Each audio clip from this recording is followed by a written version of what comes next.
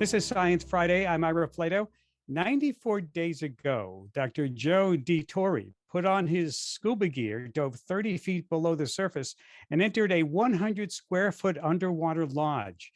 The former U.S. Navy diving officer hasn't been up for air since, and he won't until day 100 a week from today.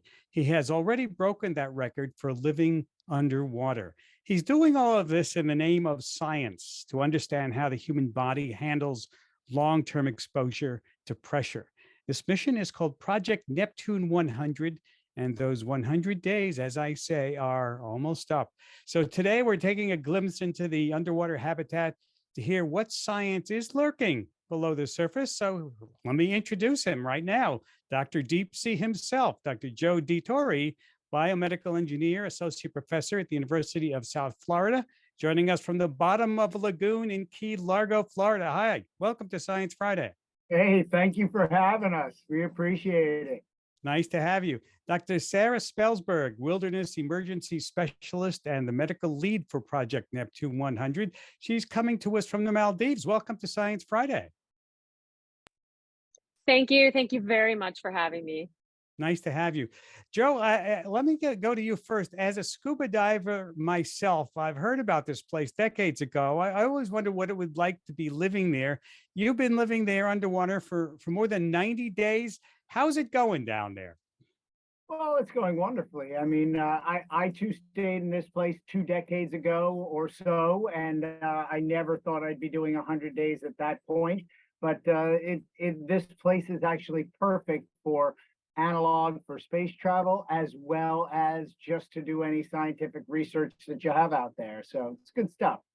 Has your actions, is there an action or something about your body that has surprised you the most about living underwater for so long? Interestingly enough, 2 things. The compelling shortness. I was 73 inches when I started this thing, and I used to scrape my head right on the emergency escape hatch. I no longer scrape my head. I believe I'm shrinking, although the doctor will tell us the details when I come to the surface on that measurement. And you said there was something else also that you discovered. Secondly, for instance, last night I slept about 7.5 hours. 5 of those hours were in deep or REM sleep. Unheard of sleep cycles down here like you would not believe. Wow. Sarah, Joe, do we know why that is? I think Sarah. I think a lot of it, and I was telling Diana and Rasha earlier, I go into these research projects trying to go in without preconceived notions and trying not to spend too much time obsessing about the data early on until we have enough to do the statistics. And I think the noise, and I think the depth, and I think the pressure and gentle vibration down there, I think they all play a role in kind of creating this sleep bubble.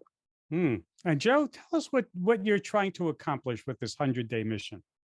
So it's a threefold purpose, actually. And the first part is I have a PhD in biomedical engineering. Therefore, I want to do biomedical research on the human. You leave it in an isolated, confined, extreme environment for 100 days. What happens? 19 psychological and psychosocial tests before, all the way through, during, and then afterwards. 200 blood, urine, and saliva tests. We basically do electrocardiograms on the heart on a regular basis, electroencephalograms for the brain to see what happens with the, coherence, what happens to the phase lag while it's down here, the alpha theta ratios. We're checking all that stuff, and we're just pointing it in the direction. We're also doing pulmonary function tests to see if there's a decrease in, vital capacity or whatever happens after you leave somebody in this high partial pressure of oxygen environment. And that's only the first thing that we're doing. The second thing is we get to do outreach to kids. And to date, we've gotten almost 4,000 kids that we have physically talked to, that I have physically talked to in some way, shape, or form in less than 100 days, right? So the numbers are staggering, and we're out there doing good stuff. We're talking to them about science, technology, engineering, and mathematics, and these kids are so much better at technology, and they're born scientists. So I'm just reiterating to them that they can do stuff that's fun in a fun place like the ocean where I am. And Right. then third and finally, I'm talking to the greatest scientists on the planet about preserving, protecting, and now rejuvenating the marine environment. PhDs in marine science, in shark research, in sponge research, anything that's going on, ichthyology, and we're just trying to figure out how we can do this better. For instance, we learned how to transplant and replant coral on a coral reef and rejuvenate the coral. Oh, absolutely. I was just talking with a whole group of kids 2 days ago. It was great. That's terrific. So, Sarah, tell me, you're an explorer and a doctor, and sometimes both at the same time. Why did you get involved in this project, and what do you view as your mission? I mean, my mission is to make Joe's vision a reality, and to protect the data and make sure we get all of the data that we're trying to get here. When he told me about this project, I was really enthralled and just thrilled at the opportunity to be a part of it, much less the lead MD for this study. And I'm interested too, because I've always been interested in hyperbaric, and I feel like it's, somewhat of an underutilized technology when it comes to diseases. It has applications for wound healing and obviously decompression sickness, but and now with Joe's research on traumatic brain injury, it's showing a lot of promise there as well. And I think that there's promise here for inflammatory conditions and other pathologies for people who are at high risk for cardiovascular disease, from what we're seeing from the data so far. So I knew getting on board that this was going to be a big deal and exciting, and I don't think I knew quite how big and quite how exciting it was going to become. Sarah, and you visit Joe to get samples. I do. What's that like? It's a unique house call. I don't know that I've ever heard of another physician scuba diving down to their patients, but maybe this is the wave of the future. I don't know. And it's fun and exciting for me. And as we've spoken, I'm in the Maldives. I love diving. I love swimming. I love snorkeling. I love marine life, and cleaning up the oceans is a particular passion of mine. So yeah, I dive down there. I surface in the moon pool. I get myself cleaned up so I don't drip all over everything, and then I collect. He's already collected the blood and the saliva specimens, but then I draw his blood underwater, and we've ultrasounded him underwater to take a look at his heart and lungs, and we've done all of these interesting house calls underwater. Is there any difference between collecting blood, drawing blood on land versus underwater? Yes. Because I do a lot of blood draws on land. Sometimes I work in very remote areas where, I have to jump in and get the blood from the patient or start the IV. And so I've done this a lot. And I wasn't sure what to expect the first time. And we had a lot of discussions about how to do it, because you know how a potato chip bag, if you go up in a plane, it becomes really big. Well, when you go down at depth, it gets really small. And so when I draw his blood at depth and then I dive to the surface with it, I was deeply concerned that it was going to explode. And so what I did was I drew twice as many vials, but only half full. And the thing that I think surprised me the most was how fast it came out. He has a normal blood pressure and a very normal heart rate, and the blood just shot out. Like when I first stuck it in and tried to connect the vacuum tube, it almost shot me off, the power and the pressure. Wow. And it was just like, whoa, okay, that's happening. And while we're filming it, of course, but we got it back on and got the rest of our samples, and it comes out really fast. Joe, really is that fast. because you're pressurized? How pressurized are you down there as opposed to being on the surface? We're at 25 pounds per square inch. Surface is 14.69, and the vacuum tube is 0.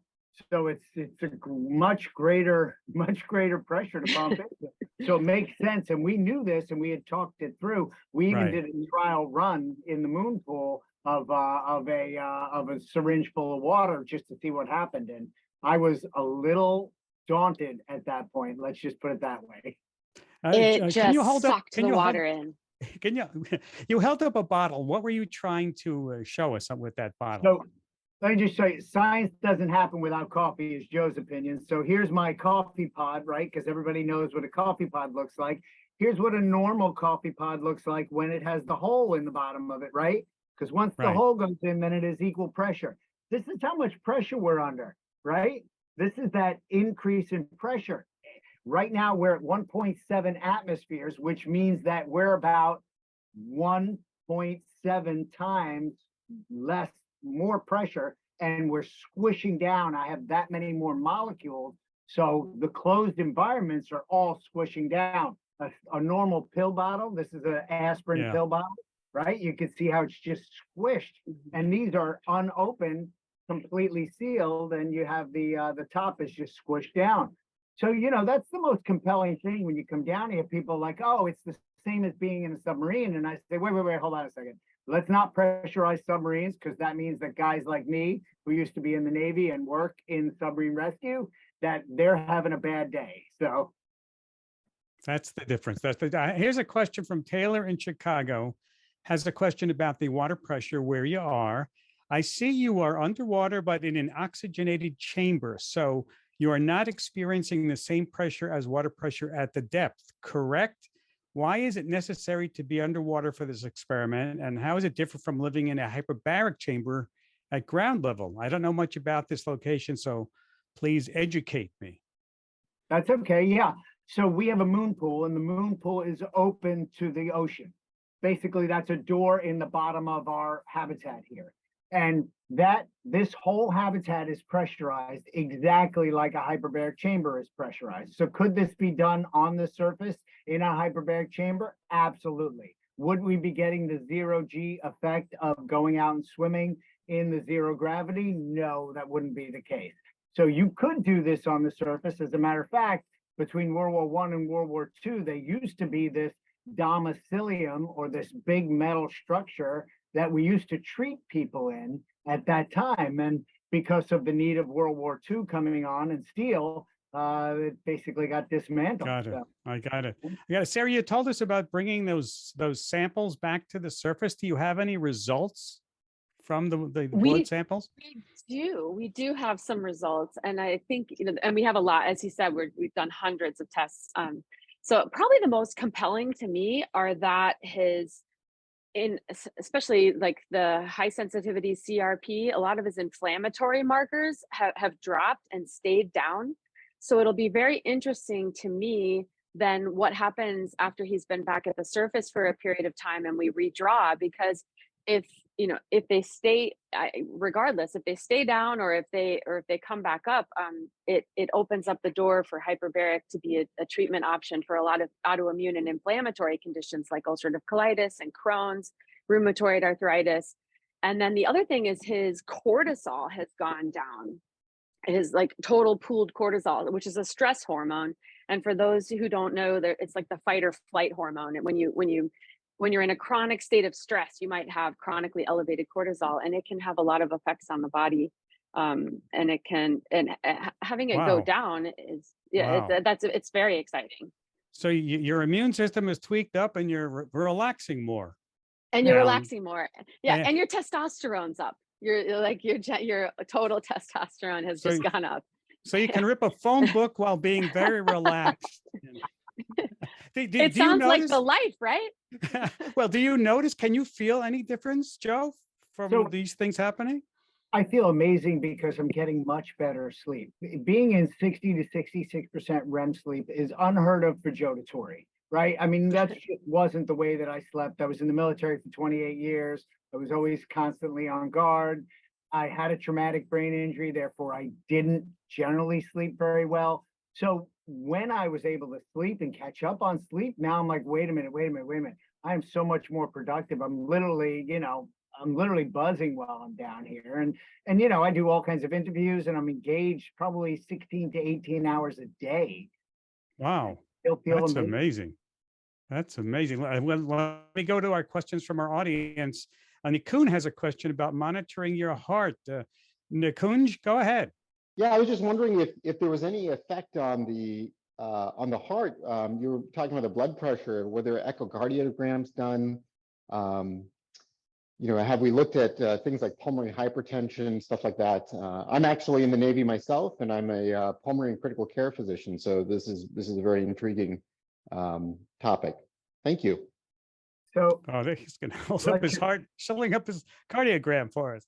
electrocardiograms are done twice a week. Absolutely. We're checking it. Now it is just a 6-lead EKG, but we're doing blood pressure testing and we see no substantial increase in blood pressure the entire time. Oxygen testing with the little pulse oximeter. And we're also doing pulmonary function testing every 2 weeks on this, because one of the symptoms of pulmonary oxygen toxicity is substernal irritation, pain on inspiration, reduced vital capacity, and a dry, scratchy cough. Now I'm at 36% oxygen, being as I'm breathing 21% from the surface at this increased pressure. So Boyle's law squishes it down, and Dalton's law says that the whole has to equal the sum of its parts. So effectively, I'm breathing 36% oxygen at this depth, and the possibility of pulmonary oxygen toxicity is very real. So especially in the last couple of weeks, we have been reducing the amount of time, and we do this regularly and often because I want to make sure. We want to see what human tolerance is, right? Absolutely. Is your diet? And then we've used. I'm sorry. Go ahead. Go ahead, Sarah. I apologize. And then we've used a butterfly ultrasound to try to get pictures of the heart and the lungs about once a month. But we haven't done any like really invasive pulmonary hypertension testing. He swims every day, so I try to minimize how many holes I poke in him. Joe, in general, let's do that. Joe, is your diet and exercise plan different underwater? She talked about swimming than it was up on the surface. So exercise plan is different. Diet is exactly the same. I'm a creature of habit. I was in the military for a lot of years. I just eat 3 eggs in the morning, a salad with a lot of protein on it in the afternoon. And then at dinner, I just have high protein and something green as a vegetable. But what we're doing is we're testing out these cups. They're called Katsu bands, and we're using resistance band technology on the surface, but in a slightly zero G environment. It's not fully zero G, I understand that. And what we're trying to do is build muscle. Everything distal to this cup, when it's pumped up, will be engorged with blood. When it's engorged with blood, you increase mitochondrial plumpness, and you're helping to basically tire the muscle more quickly. Then when you let it up and you let the oxygen or the blood back in, you increase something called nitric oxide synthase, and it's endothelial nitric oxide synthase, which is a vasodilate. So you get to remove that lactic acid buildup and work the whole left side of the Krebs cycle, which is epic for building muscle. And here we are, at the bone crushing depth, still keeping the same muscle. And that is all I have done down here. Zero else exercise whatsoever, just the resistance bands. So, and we've done muscle size testing, and we'll see how I'm doing. I mean, I lost 8 pounds when I first came down here, and I hated that. Right. But we've done measurements. And the muscle mass has stayed the same. That's great. Vera from Naples, Florida has a question about more scientific studies while you are underwater. Vera, go ahead. Hi, Dr. Dituri. I actually met you when we were visiting Marine Lab with our bio students. And right at the beginning, you had just got in. So I'm actually a microbiology teacher, and wondering if you've done any tests on your microbiome and any effects on your normal bacteria that live on your skin and everywhere else, and how they functioning under the water. Well, not under the water, in your chamber. So we have done one of the things that the U.S. Navy did, 28 years as a saturation diver, right? What the U.S. Navy wound up doing was dome burrow solution in the ear. You tip it over and you pour about half vinegar and half alcohol solution with a little bit of, other things in it to soften the membrane. And you leave it in there for 5 minutes per night, and then you switch to the other side. So that's what we had been doing, and that was for ear infections. So we have been culturing the ear, growing the ear, sending it off and having it analyzed, and also visualizing the ear on a regular basis, and it's all uploaded to the cloud, and the docs have been looking at it. And so far we have grown 0, which is amazing, which just means that the Navy was doing it prophylactically, and it is not as big of a deal as, but science wins over, guesswork every day, right? Right. I have to ask you, being isolated down there, has anything gone wrong medically speaking? That what happens? I love that you're laughing at this question. It's got to be something. What had happened was on day 12, I called Sarah and I said, "What can you do for a cracked tooth?" And she said, "You did what?" I said, "Yeah, day Ooh, that's 12, the I worst. cracked a molar." Oh, it's been Still hurting, huh? Yeah, it's been a rough couple of months. But the dentist couldn't get me in until July anyway. They were like, "Look, you're all filled up until July." And I'm like, "Oh, you're killing me." I'm like, "I happen to be underwater." So, but it poses unique problems, like normally what would happen if you have a extended duration between the time you can get to the dentist is you pack it and you seal it with a kit from Walmart, right? Or someplace off the shelf, right? But you cannot do that underwater because if you seal it here, you have barodontalgia. You come up and that air has to expand. It's physics, it works. Pow, your tooth explodes when you come to the surface if you seal it when you're underwater. So, it's kind of a unique kind of suck it up sort of a situation. A lot of eating on the other side of your mouth kind of thing. Yeah. I do a lot of eating on the other side of my mouth, and now I do a lot more salads. And honestly, I have been soaking the nuts. I eat a lot of nuts.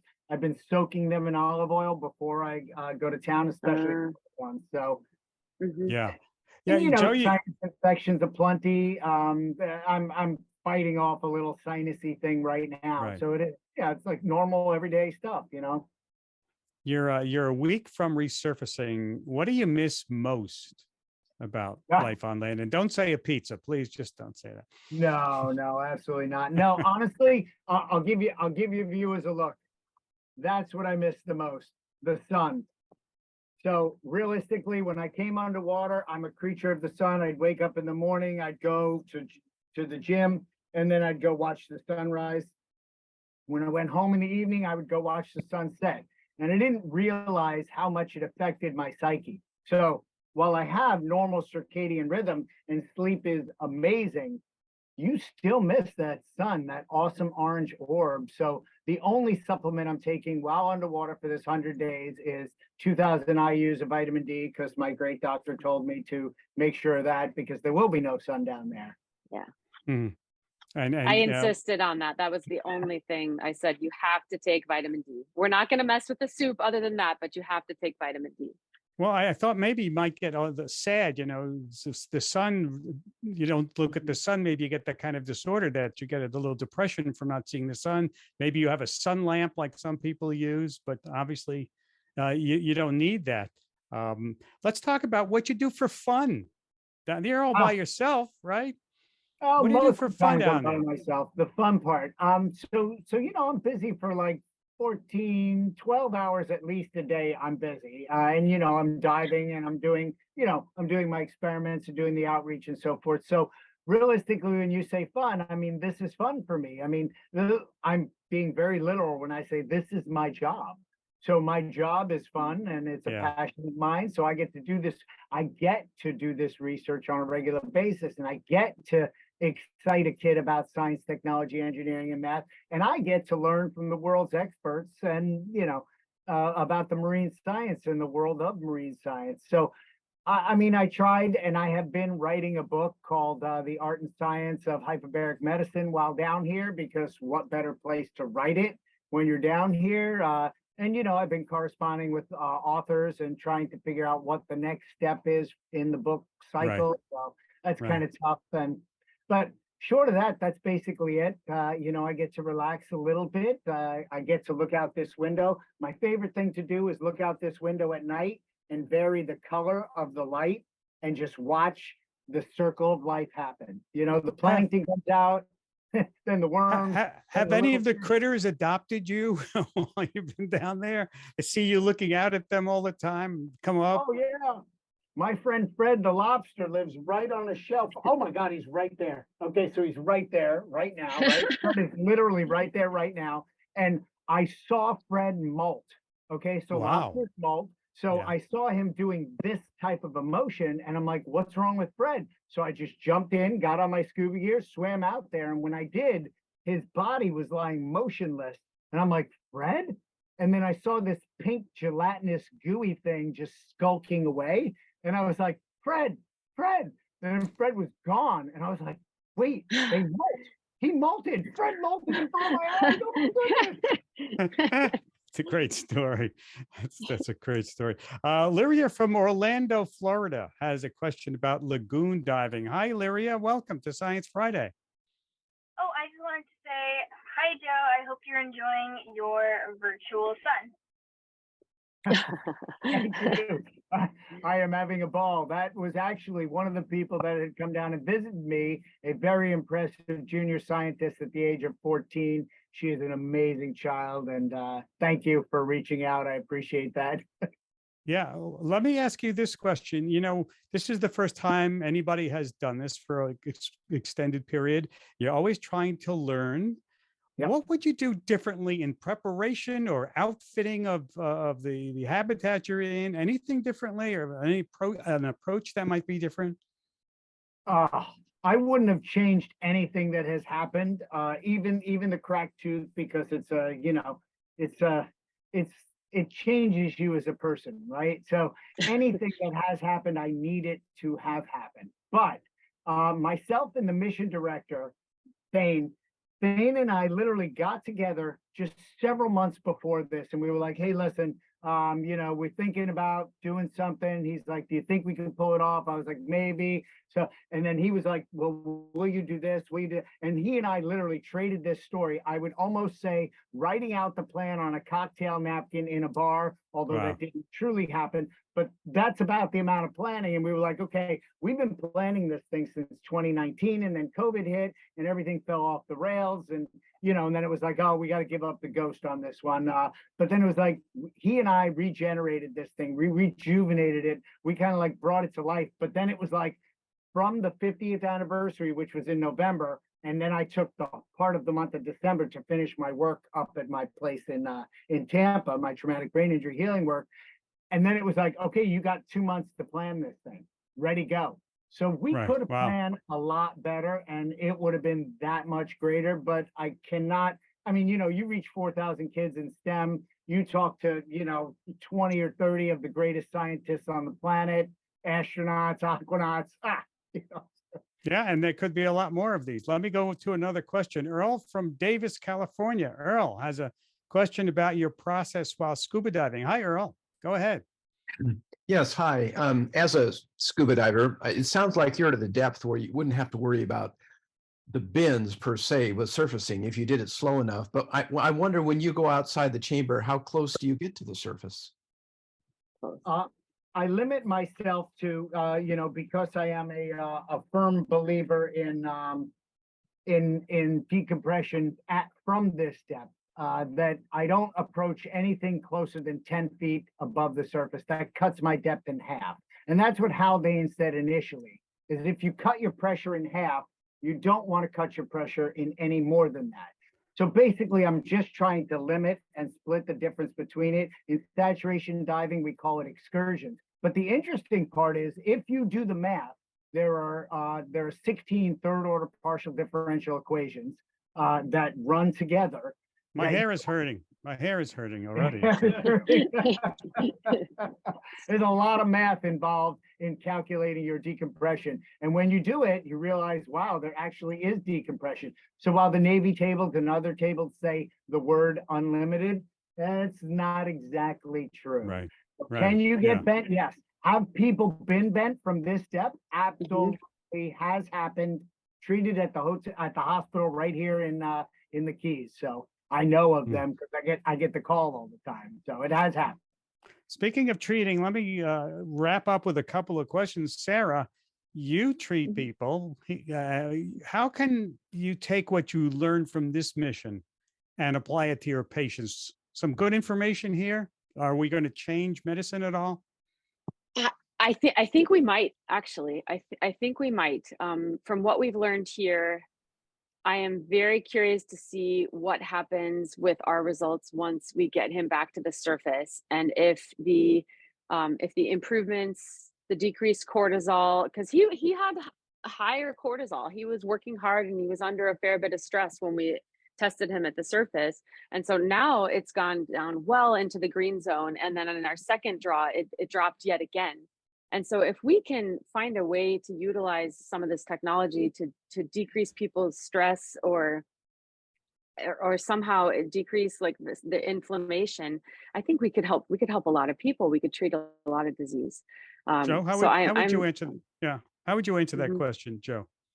So I think we need a fundamental shift in the way we do research in general, and that's truly what I think is going to come out of this is a fundamental shift. Everybody wants to know. Drug companies want to know what's the one thing the one variable. If I give you this drug and I isolate everything else, then we can prove that the drug is safe. Well, that proves the drug and that's it. But if you're treating people from a holistic perspective, you need to research entirely differently. You need to look at every single thing and see what changes and then just kind of make some good assumptions. I realize it's all rooted in science, but goodness, we got to stay off the drug company model and onto a possibility of actually doing a different kind of research for the human body.